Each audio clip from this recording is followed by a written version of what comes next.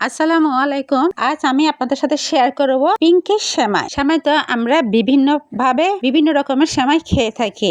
আজ আমি লাচ্ছা সেমাই দিয়ে বানিয়ে দেখাবো একটি মজাদার ডেজার্ট পিঙ্কি সেমাই। বাচ্চা থেকে বুড়ো সবাই চেটে পুটে খাবে। এটা দেখতেও যেমন আকর্ষণীয়, খেতেও তেমন মজা হয়েছে।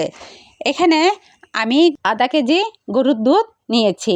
ফ্রেশ গরুর দুধ নেওয়ার চেষ্টা করবেন, তাহলে মজা হয় খেতে এসব ডেজার্টগুলো। তারপরে দিয়ে দিলাম আমি এখানে পাউডার দুধ প্রায় 1 কাপ মতো দিয়েছি, যাতে টেস্টটা আরো বেশি মজা হয়। না দিলেও চলে, দিলে একটু বেশি স্বাদ হয়। দুধটা উতলিয়ে গেলে কিছুক্ষণ ডিম আছে জাল হতে থাকে, ততক্ষণ আমি একটি বাটিতে নিয়ে নিলাম আধা বাটির মতো কুলসুম সেমাই।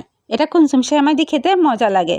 তারপরে দিয়ে দিলাম আমি আমার স্বাদ মতো চিনি, এখানে প্রায় আধা কাপ মতো চিনি দিয়ে দিয়েছি। তারপরে দিয়ে দিলাম আমি রুয়াবজা, যাতে কালারটা আসে। এই কালারটার কারণে, রুয়াবজাটার কারণে এটা পিঙ্কি কালার এসেছে, তাই এটার নাম দিয়েছি আমি পিঙ্কি সেমাই। দুধটা ঢেলে দিয়েছি। তারপরে এর মধ্যে দিলাম আমি এখানে কিছু বাদাম, চীনা বাদাম দিয়েছি, আর দিয়েছি আমার থেকে 2 রঙের টুটে ফুটে ছিল আকর্ষণীয় করার জন্য, ওগুলো দিয়ে দিলাম এখানে। সাথে কিছু কিশমিশও দিলাম, যার থেকে যেরকম ড্রাই ফ্রুট থাকে সেগুলো দিয়ে দিতে পারেন। দেখতে পাচ্ছেন এটা কতটা গর্জিয়াস হয়েছে। সামনাসামনি তো আরও বেশি গর্জিয়াস হয়েছে। বাচ্চারা তো সাথে সাথে চেটে পুটে শেষ করে দিয়েছে।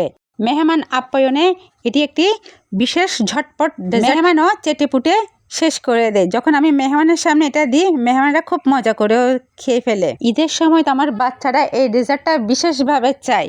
এটাও যেমন ঝটপট হয়ে যায়, 10 মিনিটের ভিতর হয়ে যায়, খেতেও ঠিক তেমন টেস্ট। তো আর দেরি না করে সামনের ঈদে বানিয়ে ফেলুন।